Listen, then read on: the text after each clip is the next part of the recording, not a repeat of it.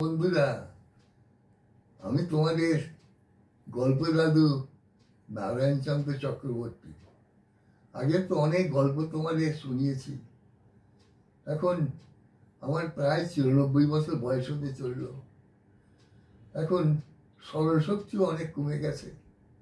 তাই গল্প আমি পড়ে পড়ে তোমাদের শোনাচ্ছি। তোমরা মন দিয়ে শুনবে তো? শোনো, গল্পটা আমি পড়ে তোমাদের শোনাচ্ছি। গল্পটা হচ্ছে প্রাণের জয়।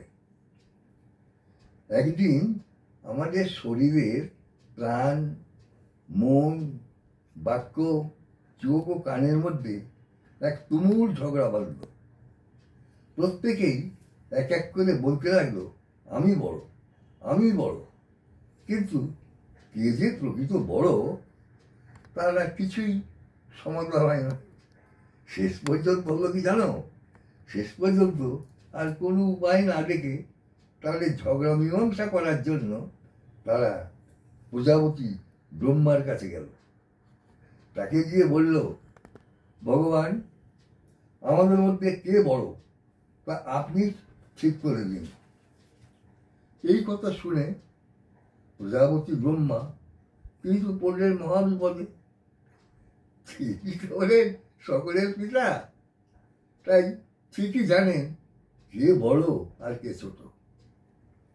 এখন তিনি কাকে সন্তুষ্ট করবেন আর কাকেই বা অসন্তুষ্ট করবেন, এই ভেবে তিনি বললেন, তোমাদের মধ্যে যে দেহ থেকে বেরিয়ে গেলে শরীর অসাড় হয়ে যায়, অগল্প হয়ে যায়, সেই হবে শ্রেষ্ঠ।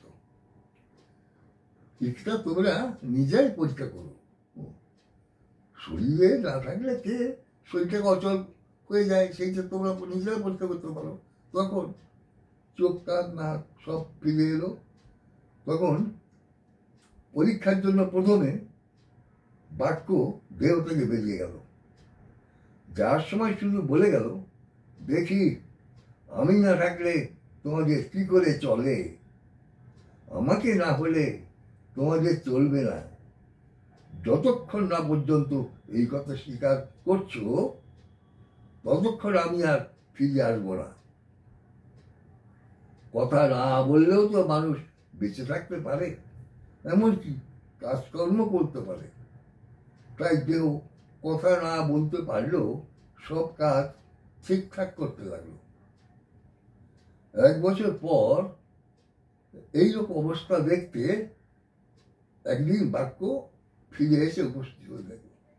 সে ভাবতে ভাবতে এসেছে, গিয়ে হয়তো দেখবো সব কিছু অচল হয়ে গেছে।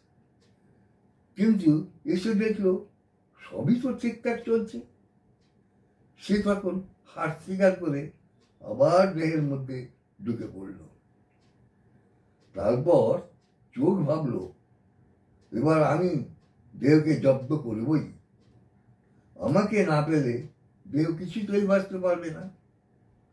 কথা না বলা চলে, কিন্তু চোখ না দেখে মানুষ কি করে থাকবে? দেখি এবার কি করে শরীর চলে। চোখ তাই একদিন বলল, এবার আমি চললাম, দেখি তোমাদের কিভাবে চলে। একসময় আমাকে শ্রেষ্ঠ বলে তোমাদের স্বীকার করে নিতেই হবে। যতদিন না তা নিচ্ছ ততদিন আমি দেহে ফিরে আসছি না। এই কথা বলে চোখ দেহ ছেড়ে চলে গেল। অন্ধ তো বেঁচে থাকে এবং একদিন সবই অভ্যাস হয়ে যায়। 1 বছর পর চোখ ভাবতে ভাবতে এলো, আমায় ছাড়া দেহ নিশ্চয়ই একটুও চলতে পারছে না। আমাকে দেখলে দেহ আমার কাছে হার স্বীকার করে আমারই শ্রেষ্ঠত্ব প্রমাণ করে। কিন্তু হায় কপাল, দেহ তো দেখি বহাল তবিয়তে রয়েছে। তবু চোখ বলল, আমি না থাকায় তোমারও নিশ্চয়ই খুব অসুবিধা হয়েছে। এতদিন ছুটো জগন্নাথ হয়ে বসেছিলে। দেহ বলল, মোটেই তা নয়, দেখতেই তো পাচ্ছ সবই ঠিকঠাক চলে যাচ্ছে। বরং তুমি না থাকায় চুপচাপ বসে থেকে অনেক কিছু চিন্তা করার সময় পেয়েছি। আমি খুব আনন্দেই ছিলাম ভাই, কিছু দেখতে হয়নি, তাই কোনো দুঃখ কষ্ট ভোগ করতে হয়নি। এই কথা শুনে লজ্জায় মাথা নিচু করে দেহের মধ্যে চোখ ঢুকে গেল। এবার কান মনে মনে ভাবলো, আমি দেহ ছেড়ে চলে গেলে দেহ নিশ্চয়ই কিছু করতে পারবে না। কিছু যদি শুনতে না পায় তবে সে চলবে কি করে?